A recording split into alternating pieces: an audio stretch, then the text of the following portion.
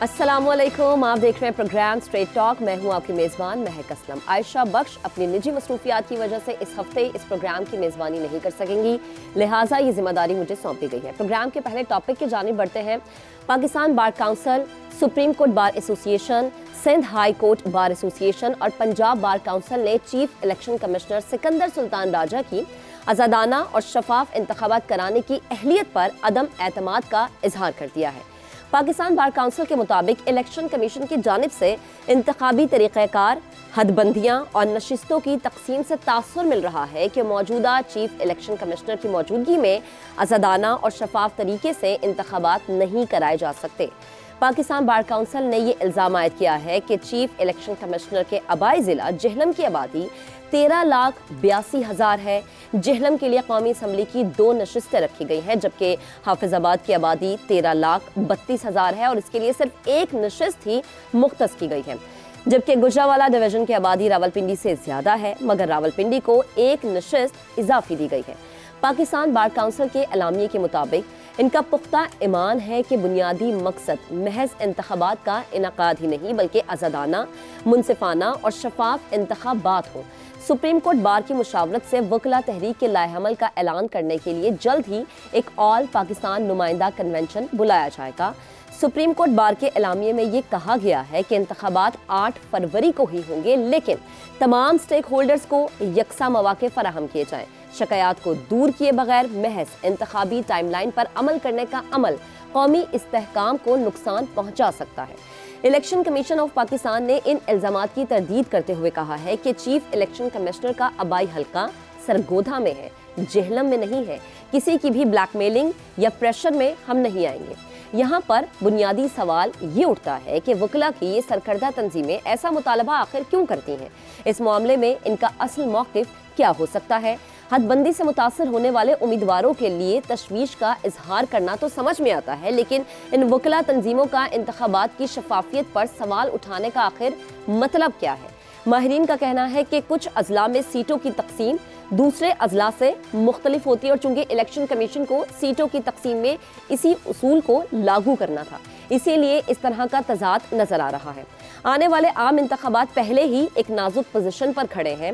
एक पार्टी का इल्ज़ाम है कि इसे गैर मुनसिफाना तौर पर निशाना बनाया जा रहा है। अब ऐसे में वकला जो बयान दे रहे हैं उससे ये जाहिर होता है कि अगर ये बयान इसी तरह चलते रहे तो इंतखाबात की शफाफियत पर सवाल उठ सकता है, जबकि सुप्रीम कोर्ट पहले ही ये फैसला दे चुकी है कि आइंदा आम इंतखाबात के शेड्यूल के ऐलान के बाद हल्का बंदियों के अमल पर कोई एतराज़ नहीं उठाया जा सकता। हमारा पैनल हमें ज्वाइन कर चुका है। जैगम खान साहब आज हमारे साथ मौजूद होंगे, शहजाद चौधरी साहब हमें ज्वाइन कर चुके हैं, अफसार आलम साहब हमें ज्वाइन कर चुके हैं, इफ्तिखार अहमद साहब भी हमें स्टूडियोज में ज्वाइन कर चुके हैं। सवाल पैनल के सामने कुछ इस तरह से रखेंगे। वकला तंजीमें हमेशा से पाकिस्तान में जमहूरियत और आइन की हुक्मरानी का हर अव्वल दस्ता रही हैं। इंतखाबात में 50 दिन से भी कम का अरसा रह चुका है। चीफ इलेक्शन कमिश्नर के इस्तीफे का मुतालबा कितना जायज़ है? शहजाद चौधरी साहब, आपका कॉमेंट सबसे पहले। अच्छा देखिए, मैं तो कल से मेरा पूरा पाकिस्तान ही इस खोज में लगा हुआ है कि इसके पीछे है क्या और ये कौन करवा रहा है और किस वजह से ये हुआ सब कुछ ये हो रहा है। देखिए, मुझे इनकी सियासत का तो अंदाज़ा नहीं है, वरना इलेक्शन कमिश्नर साहब तो यहाँ पे 2-2.5 साल से मेरे ख्याल हो सकता है उससे भी ज़्यादा हो, इतना अरसा मौजूद रहे हैं। इनके ऊपर बेशुमार इनके ऊपर एलिगेशंस हैं, इल्ज़ामात भी आते रहे, पॉलिटिकल पार्टीज ने मुख्तलिफ किस्म की, लेकिन किसी ने भी जाके उस वक्त ये जिक्र नहीं किया कि इनको हटाना चाहिए ओहदे से। और अब जब कि सिर्फ 50 या 54 दिन रह गए इलेक्शंस के अंदर, तो इस किस्म की गुफ्तगू तो सिर्फ एक ही मतलब रख सकती है कि वो ये है कि किसी ना किसी तरीके से इंतखाबात को मुलतवी किया जाए। मेरे नज़दीक इससे ज़्यादा इसमें क्लैरिटी और नहीं आ सकती कि ये मुलतवी करने की एक साजिश है। सवाल ये पैदा होता है कि इस मुलतवी या इल्तवा के पीछे असल में है कौन और ये पर्पस क्या सर्व कर रही है।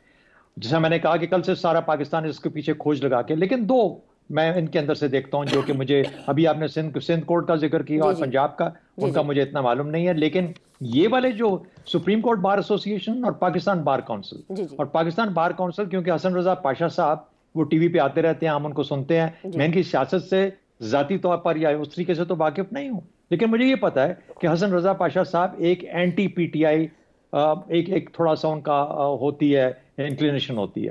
अंडरस्टैंड करने वाली बात है। वो PMLN की तरफ उनका रुझान ज्यादा है, नजर आता है हसन रजा पाशा साहब की।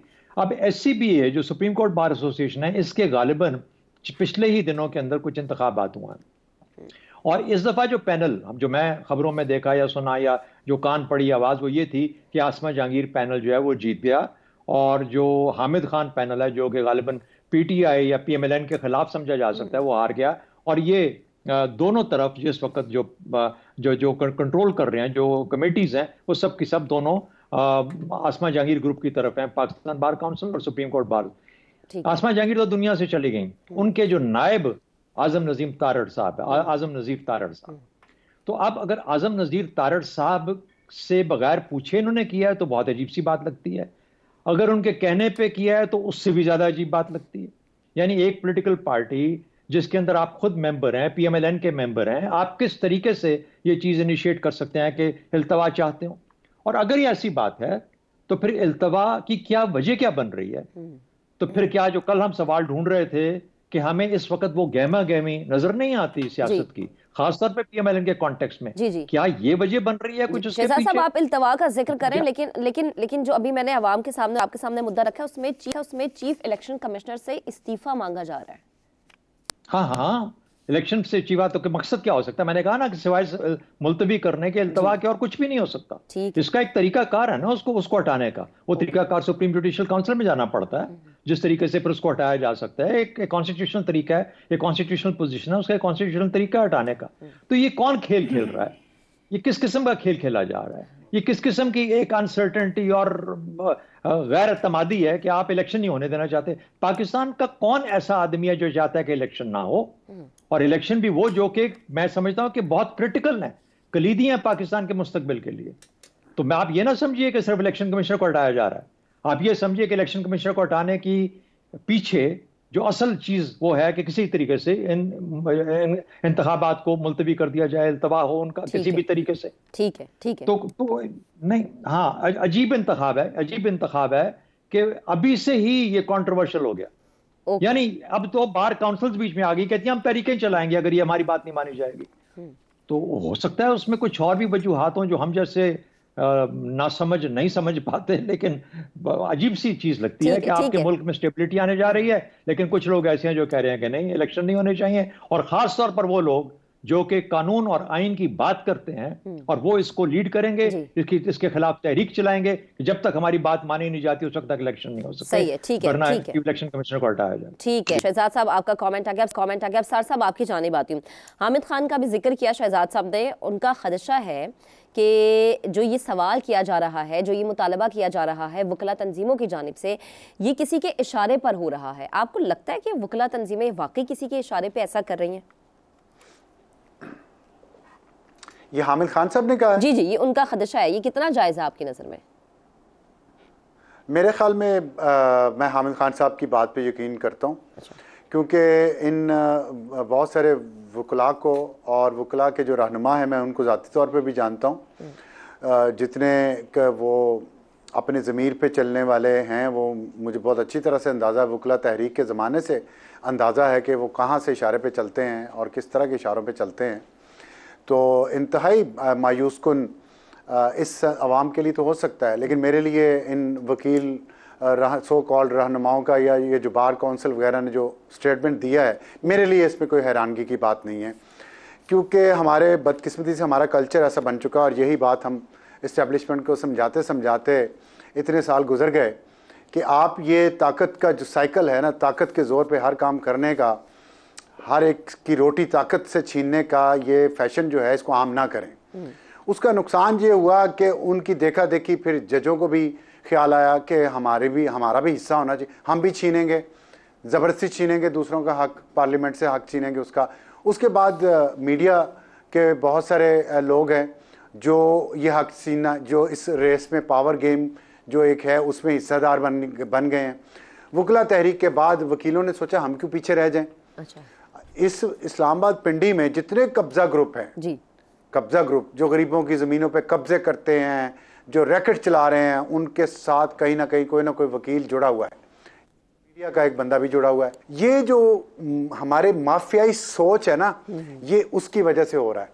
और ये काला कोट पहन लेना और निशानी होती थी किसी दौर में इज्जतदार लोगों की, और इस बात की कि ये आइन और कानून पे पाबंदी करने वाले इंसान हैं, ये तो गाली बन गया है ये काला कोट। जिस तरह इनका जो इंसाफ का इस मुल्क में हाल है, उसमें अगर आधा कसूर जजों का है तो आधा तो वकीलों का है, जो साइल को फंसाते हैं झूठ बोल के, केस बनता नहीं होता बनवाते हैं, पैसे लेते हैं और फिर लटकाते हैं, तारीखों पे तारीखें लेके अपेयर नहीं होते। ये इनका अखलाकी इनका मयार है, अपना ज़ाती अखलाकी और पेशा वराना मयार। ये जो इन्होंने अभी काम किया है, ये एक बिल्कुल किसी साजिश का हिस्सा है।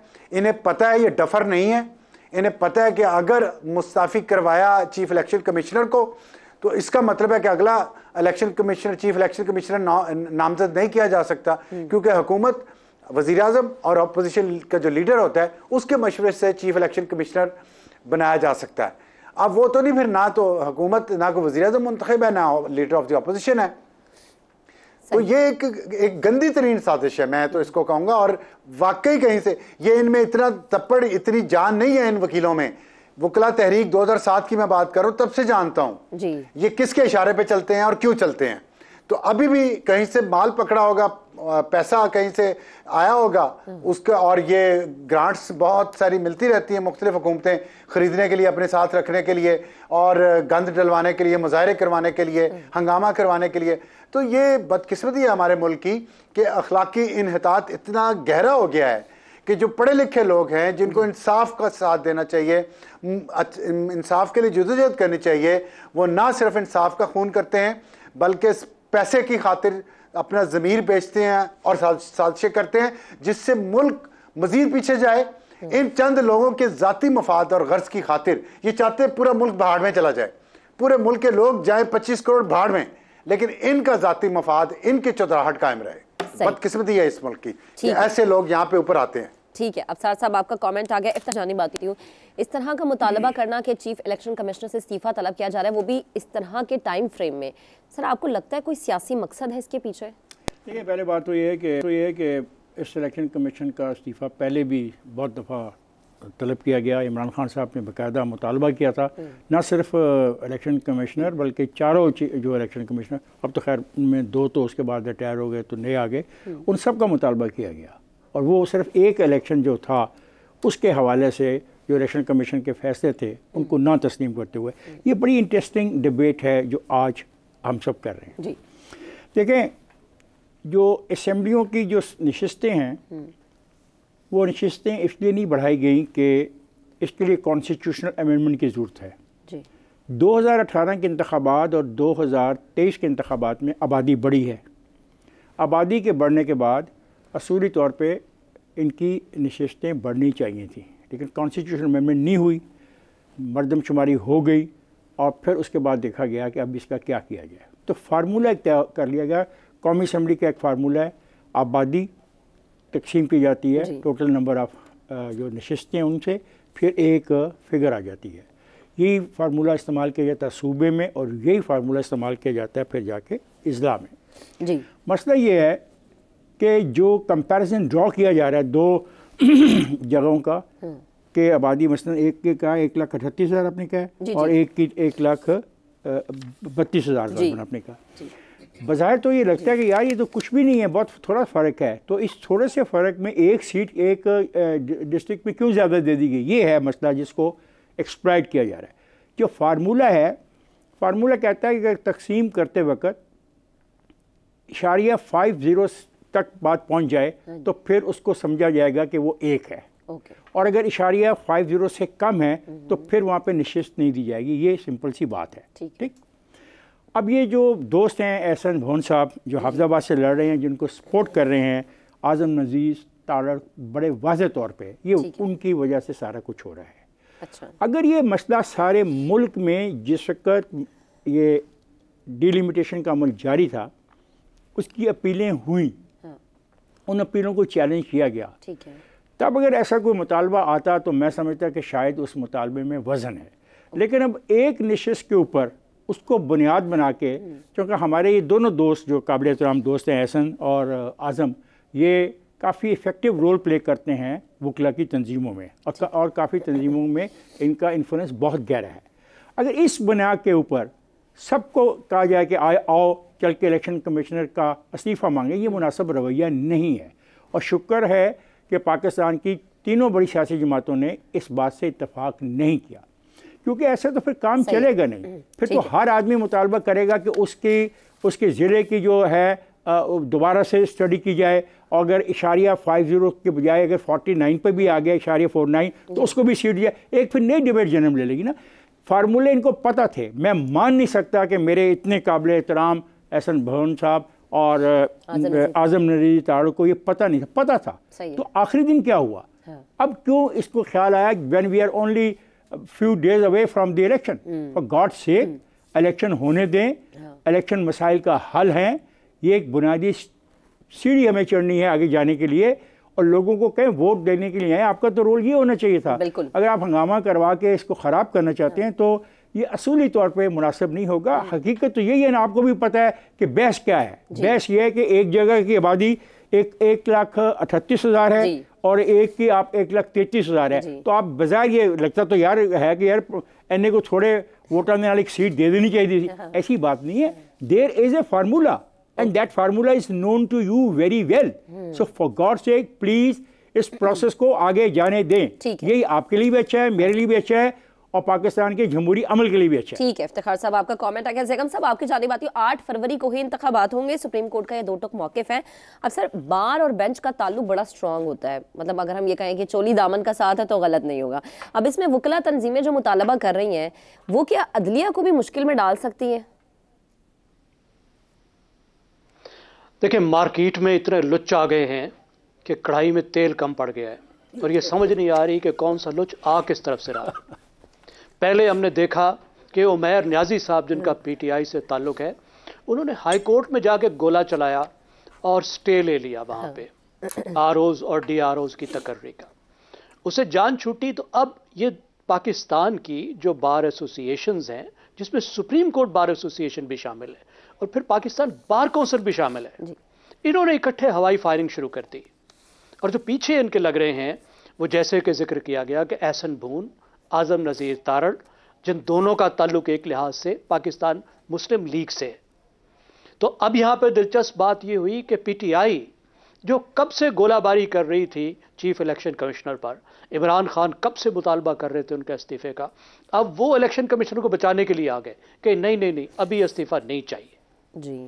अब सब लोग समझने की कोशिश कर रहे हैं कि इस वक्त ये पाकिस्तान के जो वकला के नुमाइंदे हैं ये कर क्या रहे हैं। अब मसला ये होता है कि वकला जो हैं वो अपने ज़ाती मफादात के लिए भी काम कर रहे होते हैं, वो अपने क्लाइंट्स के मफादात के लिए भी काम कर रहे होते हैं, वो अपनी बार एसोसिएशंस, बार काउंसिल्स की सियासत भी कर रहे होते हैं। फिर माशाल्लाह सबके सब सियासतदान हैं, किसी ना किसी पार्टी से उनका ताल्लुक होता है, और पार्टी के बिहाफ पे, पार्टी के बिहस पे भी कुछ ना कुछ करने की कोशिश कर रहे होते हैं।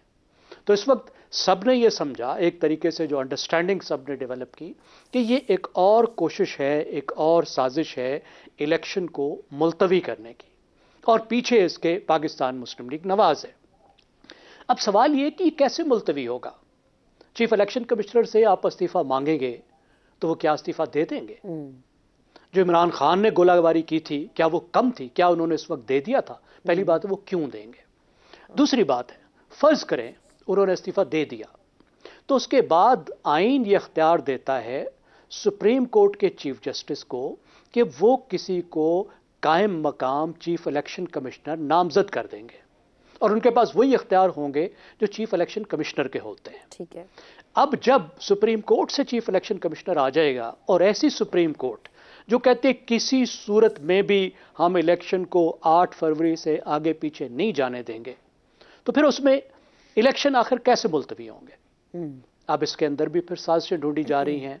एताजाज एहसन साहब ये फरमाते हैं कि साजिश ये की जा रही है कि सुप्रीम कोर्ट के किसी ऐसे जज को लगाया जाए चीफ इलेक्शन कमिश्नर जिसको पीटीआई से अनाद हो। अब ये एक और थ्योरी आ गई।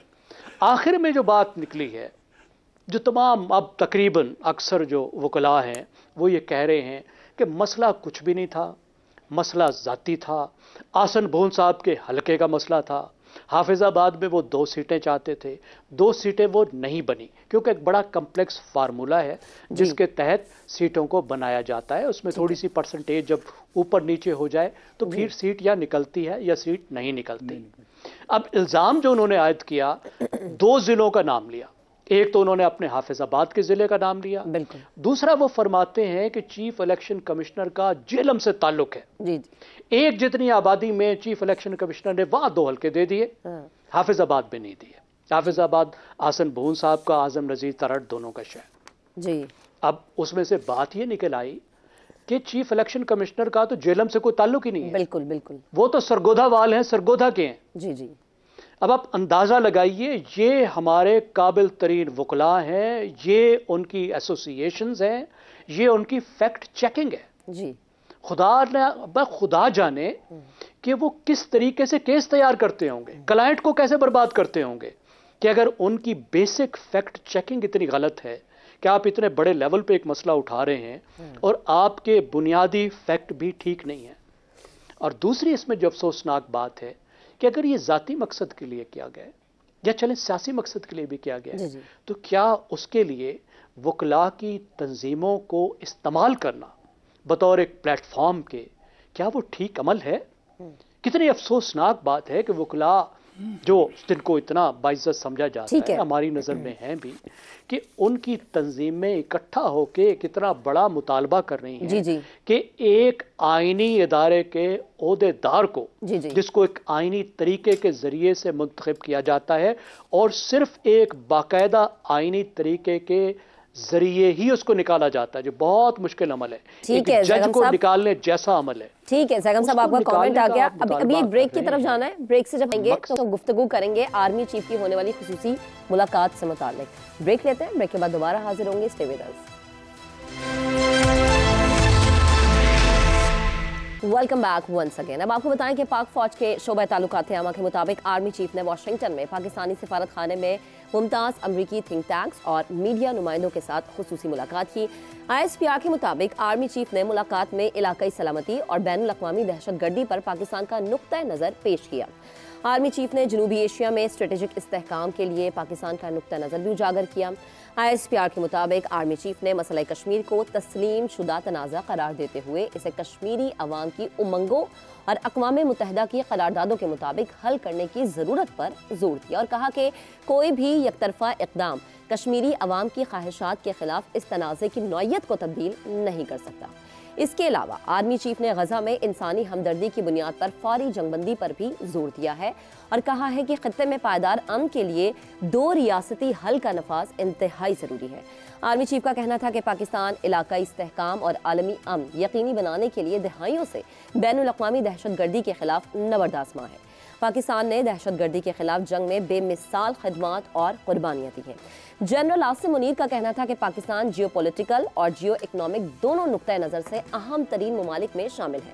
पाकिस्तान वस्त एशिया के दीगर ममालिक के साथ मजबूत ताल्लुकात इस्तेमाल करने के लिए अहम किरदार अदा करना चाहता है। उन्होंने मजीद कहा कि पाकिस्तान ब्लॉक पॉलिटिक्स पर यकीन नहीं रखता। तमाम दोस्त ममालिक के साथ मतवाजन ताल्लुकात बरकरार रखने पर हम यकीन रखते हैं। सवाल हमारा कुछ इस तरह से होगा कि मौजूदा बैनुल-अक़वामी हालात और तनाज़ात की रोशनी में पाकिस्तान के लिए मतवाजन ताल्लुकात कायम रखना कितना मुमकिन है, ये कितना मुश्किल हो सकता है, ये कितना आसान हो सकता है। शहजाद चौधरी साहब, आपकी तरफ आती हूँ, कमेंट कीजिएगा। अच्छा देखें, आर्मी चीफ की जो आपने जिक्र किया उसकी बुनियाद पे आपने सवाल बनाया, लेकिन मैं लेट मी जस्ट से कि आर्मी चीफ ने he has made all the right noises. ये बड़ा एक पोलाइट तरीका है ये कहने का कि जो बातें कही जानी चाहिए थी वो उन्होंने की, और अब इसके करने के बाद इसको साइड पे रख दें, क्योंकि पाकिस्तान की फॉरेन पॉलिसी बहुत ही एक अहम मौजू है जिसके ऊपर के सिर्फ हम कुछ बुनियादों पे बात नहीं कर सकते। हर रियासत के 2 जौहरी मफाद होते हैं, 2 जौहरी मफाद होते हैं जिसकी बुनियाद पे वो अपने तल्लुकात बाकी मुल्कों से कायम करता है। एक होता है उसकी अपनी सिक्योरिटी, जिसे मिलिट्री सिक्योरिटी कह लें, फिजिकल सिक्योरिटी कह लें, और दूसरी इकोनॉमिक सिक्योरिटी। ये 2 ड्राइवर्स हैं जो कि उसको बताते हैं कि उसने तल्लुकात किसके साथ किस तरह के और कैसे रखने हैं। ये 2 चीजें डिटरमिन करेंगी। अच्छा, अब जब इसको देखते हैं तो आज की दुनिया के माहौल में जब चीजों को देखते हैं तो हम कहते हैं चीन और अमेरिका तो आपस में दुश्मनी कर रहे हैं, एक जंग के दहाने पे पहुंचे हुए हैं, लेकिन उसके बावजूद सबसे लार्जेस्ट ट्रेडिंग पार्टनर्स हैं आपस में। यानी 600 650 अरब डॉलर सालाना आपस की ट्रेड करते हैं ये दोनों मुल्क। हैं दुश्मन, लड़ाई करने जा रहे थे, लेकिन हैं तो इस तरह का ताल्लुक। उसके बाद आप आगे आ जाइए, हमारे साथ इस तरह का माहौल है जहां पर रूस और अमेरिका आपस में एक जंग में उलझे हुए हैं, अमेरिका बाय प्रॉक्सी यूक्रेन के अंदर। लेकिन उसी रूस और उसी रूस को हिंदुस्तान जो है वो सपोर्ट करता है, लेकिन अमेरिका का भी इत्तेहादी। अच्छा, उधर ये इसराइल के साथ, इसराइल की जंग एक जारी है गजा में, और आपने उसका जिक्र किया अभी। लेकिन ये क्या है कि सऊदी अरेबिया और यूएई ये जो है, ये दोनों के दोनों बहुत करीब हैं, इसराइल के भी, अमेरिका के भी, और हिंदुस्तान के साथ भी बहुत गहरे तल्लुकात हैं। हमें तो 4 या 5 या 7 अरब की बात होती है ना डॉलर्स देने की यूएई की तरफ से। 70 अरब या 100 अरब की कमिटमेंट ऑलरेडी वो इन्वेस्टमेंट कर चुका भारत के अंदर। इसी तरीके से सऊदी अरब है। तो क्या हुआ, मकसद ये हुआ कि आपकी दुनिया 1 या 2 पोल्स पे नहीं चल रही। इस वक्त 4 पोल्स हैं। यूरोप एक पोल है, अमेरिका एक पोल है, फिर रूस, चीन एक अलग पोल है, और उसके बाद एशिया एक अलग पोल है। तो जब आप ये 4 पोल्स में एग्जिस्ट करते हैं, तो आपको अपने जो जौहरी मफादात हैं, जिसके अंदर फिजिकल सिक्योरिटी, मिलिट्री सिक्योरिटी कह लीजिए, और इकोनॉमिक सिक्योरिटी, उसके रास्ते बनाने हैं। हर एक के साथ ताल्लुक है। ठीक है। चीन और इसराइल आपस में जितने गहरे ताल्लुक रखते हैं, हम सोच भी नहीं सकते। अब प्रॉब्लम क्या है, हमारी जितनी भी फॉरेन पॉलिसी की सोच है, ये 1947 से आगे नहीं बढ़ पाई है। और फिक्र नौ से डरना, तर्ज कोहन पे अड़ना, मंजिल यही कठिन है कौमों की जिंदगी में। और हम, हमारी फॉरेन पॉलिसी एस्टैब्लिशमेंट जो है, उससे आगे सोचने की अहलियत नहीं रखती।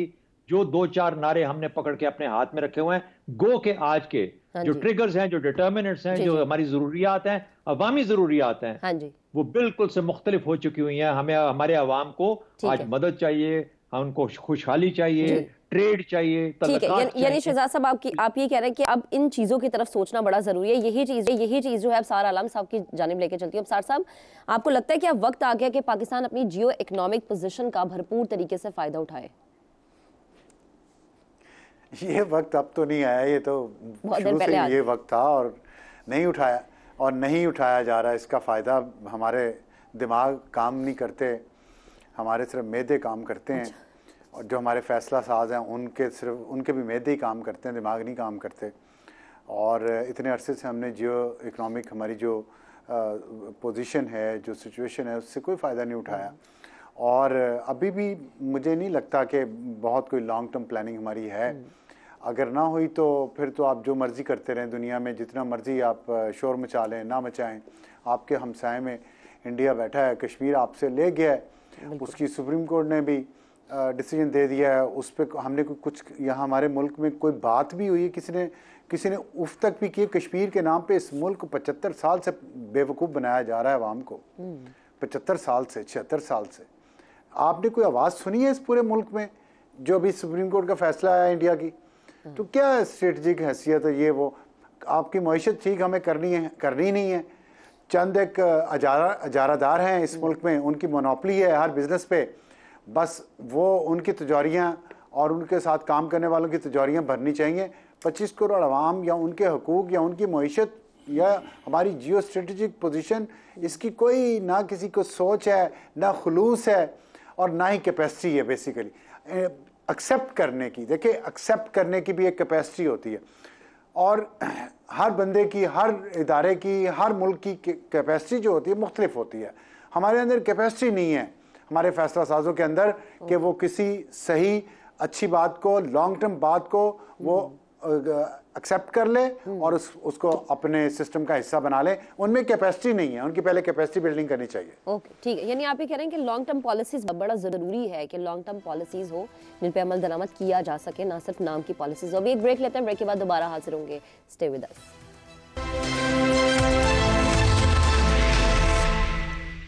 Welcome back once again. Break पर जाने से पहले हम बात कर रहे थे कि आर्मी चीफ ने अहम मुलाकातें की हैं और बड़े ही बेहतरीन तरीके से उन्होंने अपने मौक़िफ़ को वाज़े किया है, सामने रखा है।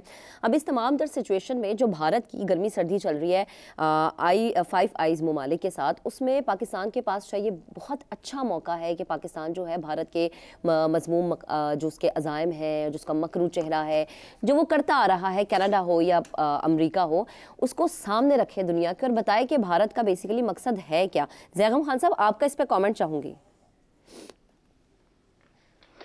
देखिए, मैं शहजाद साहब की बात को थोड़ा आगे बढ़ाऊंगा। उन्होंने बहुत अच्छे तरीके से समझाया कि किस तरह से तमाम कौमें अपने मफादात के लिए, अपने माशी और उसके साथ अपने स्ट्रेटेजिक यानी फ़ौजी जो मफादात हैं उसके लिए ताल्लुकात उस्तवार करती हैं। अब मसला वहाँ खड़ा होता है कि जब कोई मुल्क कमज़ोर हो जाता है और उसे दूसरे मुल्क की बड़ी ताकत की ज़रूरत होती है, या यूँ कह लें कि उसकी मोहताजी पड़ जाती है, तो फिर बड़ी ताकतें उस पर दबाव डालती हैं कि वो उसके मफादात के खातिर अपनी पॉलिसी को अख्तियार करे। हमने हालिया वक्त में यही देखा है। पाकिस्तान बहुत अरसे से 60 की दहाई से चीन और अमेरिका के ताल्लुकात में एक बैलेंस अख्तियार किया हुआ है। यानी चीन के साथ भी दोस्ती रखी, स्ट्रेटेजिक पार्टनरशिप बनाई, अमेरिका के साथ भी दोस्ती रखी, दबाव आता रहा लेकिन हम बर्दाश्त करते रहे। इसी तरह पाकिस्तान ने ईरान और अरब मालिक के दरमियान में भी जो ताल्लुकात थे उसमें भी अपना बैलेंस कायम रखा। अब इस वक्त के हालात देखिए कि चीन के कर्जे हमें हर महीने जाके मिन्नत करनी पड़ती है, कोई ना कोई कर्जा रिवॉल्व कराना पड़ता है। उनके बिजली घरों के हम पैसे देने के काबिल नहीं है जो बिजली उनके बिजली घरों से खरीद रहे हैं, उनके कितने हमने पैसे नहीं दिए। एक तरफ चीन का ये मसला, दूसरी तरफ हमारी मोहताजी है उन अदारों की जिन पर अमेरिका का असर है, जिसमें IMF भी है, जिसमें वर्ल्ड बैंक भी है और दूसरे इदारे भी शामिल हैं। और ख़ास तौर पे अमेरिका का बहुत दबाव रहा पिछले कई महीनों में कि हम चीन से दूरी अख्तियार करें। इकोनॉमिस्ट मैगजीन में तो यहाँ तक बात आई कि अमेरिका ये चाहता है कि पाकिस्तान चीन के कर्जों पे पहले डिफ़ॉल्ट कर जाए तो फिर उसको कुछ रियायत दी जाए और मदद की जाए। ठीक है, लेकिन मेरा ख्याल उस वक्त से अब पाकिस्तान गुजर गया है और पाकिस्तान थोड़ा सा इस वक्त चीन और अमेरिका या चीन और वेस्ट के ताल्लुकात में बैलेंस कायम करने के काबिल हो गया है। हमारा मसला ये है कि चीन भी अगर हमारा स्ट्रेटेजिक पार्टनर है तो वेस्ट और अमेरिका के साथ हमारे बेतहाशा तिजारती मफादात हैं। अमेरिका हमारी एक्सपोर्ट्स की सबसे बड़ी मार्केट है और पाकिस्तान को इतनी छोटी ताकत नहीं है कि किसी का दुम छल्ला बन के ज़िंदगी गुजारे। हम एक मिडिल पावर हैं, एक मिडिल पावर के तौर पर हमने एग्जर्ट करना है। ठीक है। अब जहाँ तक भारत का बात है तो देखिए, भारत का वज़न उसकी मईशत के हिसाब से बहुत ज़्यादा बढ़ चुका है। पाकिस्तान के लिए इस वक्त मुमकिन नहीं है मौजूदा हालात में कि भारत के मुकाबले में वो अपने आप को प्ले कर सके बैनुल-अक़वामी स्टेज पे। पहले हमें अपना माशी वज़न बढ़ाना होगा, फिर हम इस तरह की पोजीशन में होंगे कि भारत के मुकाबले में खड़े हो सके या बैनुल-अक़वामी मैदान में भारत की फॉरेन पॉलिसी का मुकाबला कर सके। ठीक है ज़ैगम साहब, आपका कमेंट आ गया। इफ्तिखार साहब, आपकी जानिब आती हूँ। जियो इकोनॉमिक हैसियत से फ़ायदा उठाने के लिए पाकिस्तान में पॉलिसीज का तसलसल, जैसा कि अभी अब सार साहब भी कह रहे थे कि लॉन्ग टर्म पॉलिसीज होना ज़रूरी है और सियासी इस्तेहकाम दरकार है। क्या पाकिस्तान यूं ही सियासी अदम इस्तेहकाम की कीमत अदा करता रहेगा?